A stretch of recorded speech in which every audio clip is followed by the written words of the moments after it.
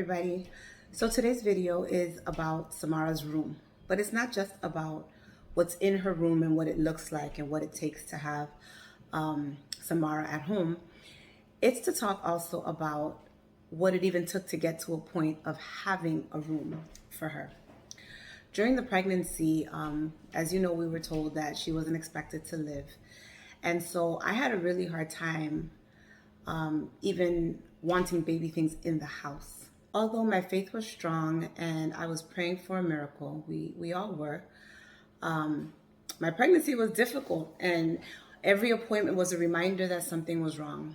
And so it was hard to want to celebrate the pregnancy at first, and even things like a baby shower and stuff I didn't want at first, and we ended up having one. I might do a video about that at a later date. But making the room was something that didn't happen until Samara honestly was close to discharging from the NICU. She was almost 4 months old when we finally cleared out the room that is now hers, and we decided to start fixing it for her.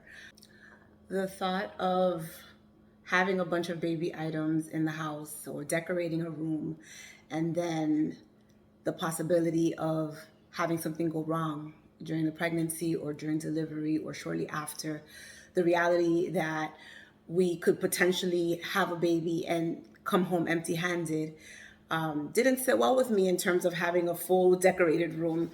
And so we decided to wait. Although we trusted in God and, we believed that we were going to have a child that was going to be born alive and be able to enjoy a room, we decided to wait to make this room, especially since we didn't know exactly what Samara's needs were going to be.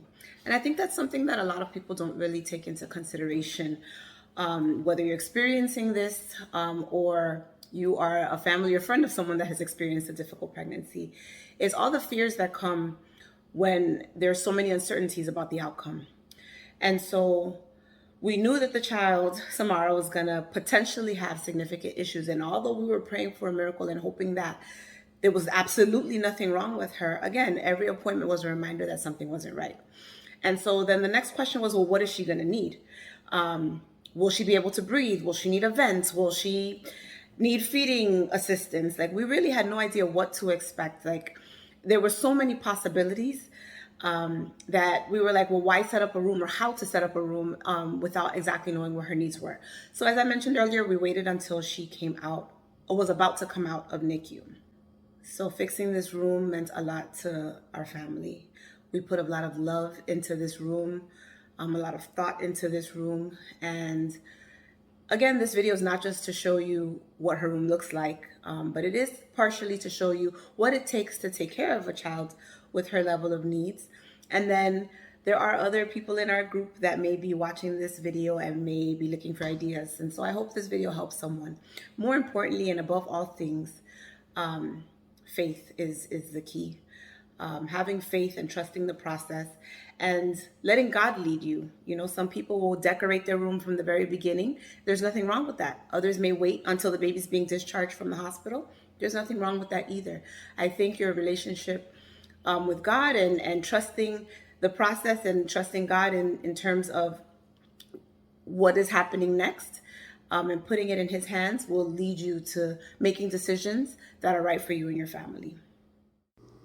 So as you enter Samara's room, the first thing you'll see is a calendar that has her appointments, and it has the days that we have nurses listed. We have a hand sanitizer dispenser on the wall so that everyone has to sanitize their hands prior to entering her room. And then we have this item, which has been awesome. This is a changing table / bathtub. It has all her hygiene products, towels, it has her soaps, it has alcohol wipes, her thermometers, and it opens and becomes her bathtub. We use this all the time as a table as well, and for trach care. On this pole, we have her feeding pump, and we have her ambu bag. It's always handy and available in case of emergency. This is her milk that's hanging in that bag, and that bag is changed every day. And then we have her pulse ox, which shows her heart rate and her oxygen levels. We have a little fan for her there. And then we have this red button and instructions on the wall. When the button is pressed, it rings in our room in case of emergency so that the nurses don't have to yell if anything were to be happening. Here's our little princess doing tummy time. And then here's her vent. We have this chair that we sit in. It's a recliner, and we use this when we don't have a nurse. We take turns in her room. And then this is a desk and a chair for the nurses. They're welcome to sit in the recliner as well, but then they are able to use this desk for charting purposes. There's more emergency information on the walls that has our contact information, etc. This is her emergency bag that goes everywhere with her. This is like a little kitchen area. We have snacks, tea and coffee, a Keurig machine, a microwave, and a refrigerator that is primarily used for Samara's medications. We have water and cups. And then this is her daily sheet. This is where we have all of Samara's medications listed, the times that they're due, and then either we check them off or the nurses check them off depending if we have a nurse or not that day. This is our little station to prepare the medications and draw them up. We have gloves on the wall, different size gloves that the nurses can use. We have paper towel, and then this green drying rack has been really awesome. We use it to dry her syringes, her bottles, her pacifiers.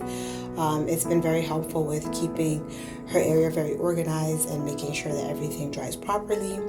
We have different Clorox wipes and Cavi wipes to keep everything nice and clean. And then we have a few of these little bins where we keep her formula and water that we boil daily. The gray container in the back is her formula mixer, where I mix water and formula and make her feeds for the day. And then this is her bottle sterilizer, which is what I also use to clean the trachs.